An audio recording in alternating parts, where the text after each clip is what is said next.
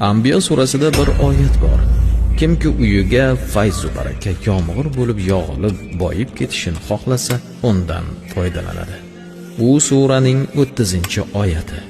Tun yarmidan o'tganda tahorat olib, hech kimga ko'rinmay bu oyatni ozgina yomg'ir suviga 70 marotaba dam solib, uyning har xonasining 4 burchagiga sochib chiqilsa, u uyga Allohning marhamati ila mol dunyo kirib kela boshlaydi. Nomurodlik u uydan ketadi. Janjallar yo'qoladi. Kelishmovchiliklar o'rnida sulh paydo bo'ladi. Qalbi qattiq, qo'pol, nasihat qabul qilmaydigan kishiga ushbu suvdan 7 kun bir qultumdan ichirilsa, ko'ngli yumshoq, rahmdil, nasihatni qabul qiladigan bir holga keladi. Inshaalloh taolo. To'lg'oq olgan ayolga ozgina suvga dam solib ichirilsa, oson tavallud qiladi. Yoki homilador ayol ushbu oyatni o'ziga dam solsa yoki